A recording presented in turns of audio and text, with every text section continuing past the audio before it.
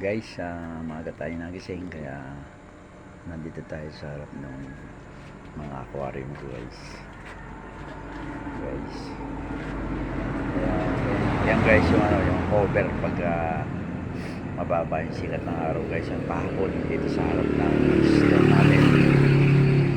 Kino-cover ko siya sa guys kasi madaling bumerde yung tubig guys pag nasisikatan guys ng araw. Kaya gumawa ako ng cover guys. Ito.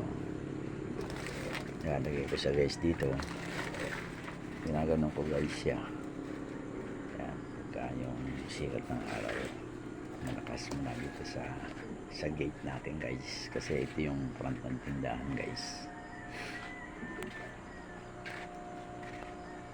Sana medyo berde na ito dito guys. Medyo madumi na itong isang sila mag-asawa.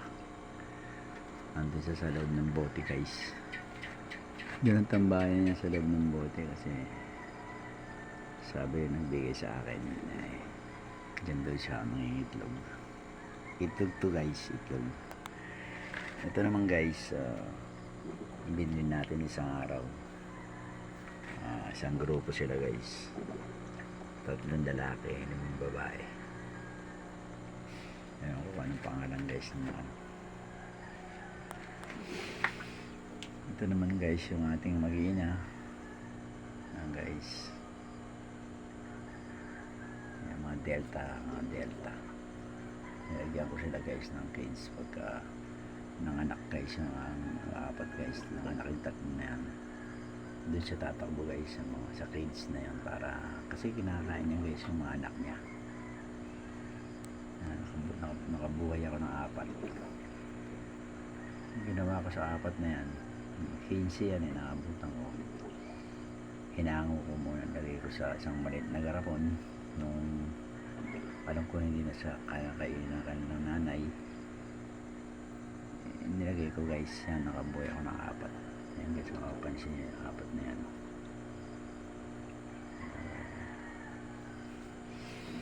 Ito naman guys yung goldfish natin. Maliliit lang nung bili natin yan pero 2 years na halos guys yan pero ganyan lang siya. Nangingitlog daw yan pero hanggang ngayon hindi pa nangingitlog. Pagka umaga tayo nagising guys, tumatambay tayo dito sa ating aquarium. Gusto ko pa sanang bumili kaso wala ng area na paglalagyan guys. Ng area. Ito naman mga gulong. Sa bahay ko na lang guys ilagay. Sa ngayon mag alas 5 pa lang guys. Maya alas 6 ko sila pinakakain guys. Matipid naman sa pagkain guys to ito yung pagkain niya.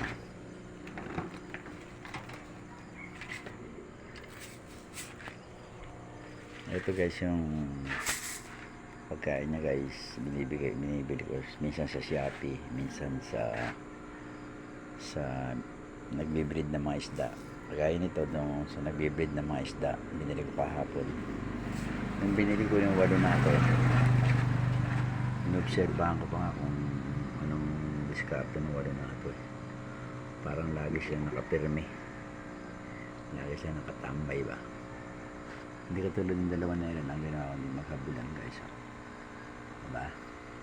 Sa panoorin gahabulan sila. Ito naman lakad sila ng lakad ano ba guys, ewan ko baka naninibago pa lang guys mula sa breeding. Ito guys galing sa breeding galing sa breeding na malalaki yung mga parang swimming pool. Baka naninibago pa lang sa aquarium pero maganda guys siya, mahaba naninibago pa lang siguro kumpara dun sa mga dati kong isda. Ayan nasa yung mga goldfish na kaya ikot din sila na ikot. Ano yan, wala pa ng pandemic guys yan mga 2 years na rin yan. Nakauna-unahan kong 10 siya, yung dalawa namatay. Ngayon, ano siya? Siyam yun. Ay, 11 pala. 2, 4. Siyam ba ito? Kaya gugutom na siya. Kasi nakita niya ako. Mga 6 o'clock ko siya dati nakakain. Ito parang mga baboy din. Nakakatawa sila. Nakakatawa na kilala nila yung amo nila eh. Guys, gusto nyong mawala-wala yung stress natin guys.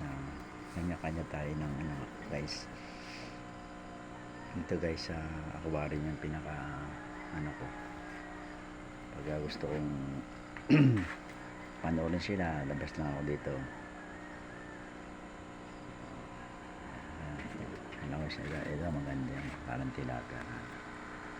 Bigay lang sa akin ito ng customer ko. Sabi niya, bibigyan niya ako ng mag-asawa, kaya ito. Medyo maitim na nga yung tubig eh. Makalaway, sa bukas pala linggo, ipapump ko siya. Ano na siya. Hindi naman daw linisin ko eh. Pero inoobserbahan ko, okay lang siya eh. Hindi siya maselan. Iba kasi pag hindi mo nilinis, ayun siya sa loob ng ano, ng baso. Ayaw pa niya mangitlo eh. Bakit ayaw pa na. Pero mabait to. Pag itlog siya, pag napisa yung itlog, ang babantayan niya. Yan, magagandang isda. Babantayan. Yan, unlike nung, hindi katulad nung mga delta na to. Nung isang araw, nanganak yung isa eh. Inahabol, magdamag lang inahabol yung mga anak. Sabi, nakita nung customer ko, may mga anak na. So, sabi ko, uwi muna ako ng bahay. Gagawa ko ng cage. Yun nga, yung cage na yun. Kasi pagpasok ng mga anak doon, pag hinahabol ng nanay, hindi na niya makakaporma. Dati, yung ginawa kong cage, nung una, yan, pasok din ng nanay. Kung pangalawa, may screen sa bahay. Yan. Nako, nung pagdating ko, bus na yung isda. Bus na yung isda. Naubos na nung nanay. Yan ang mga nanay. Yan. Ang galing mga anak, pero ang galing niya kumain.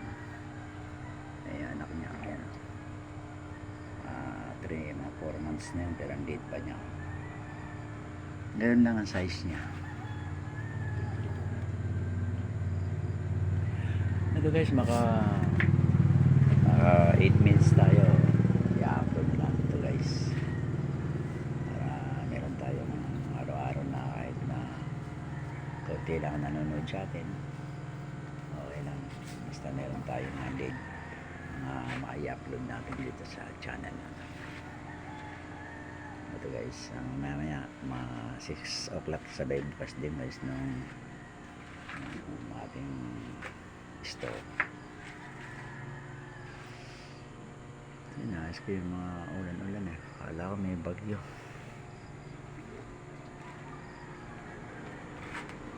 Ano guys, hanggang sa muli na lang mga guys sa Batang Sandstone po. Good morning sa lahat. Ganito lang po ako, medyo upload ng mga ganito. Salamat sa mga nanonood po ng aking kahit ganito na yung video content ko, kung ano-ano lang. Meron naman tayong mga kaibigan na sumusuporta. Hanggang sa muli guys, hanggang sa muling pagbibideo ko. Magandang umaga. Bye.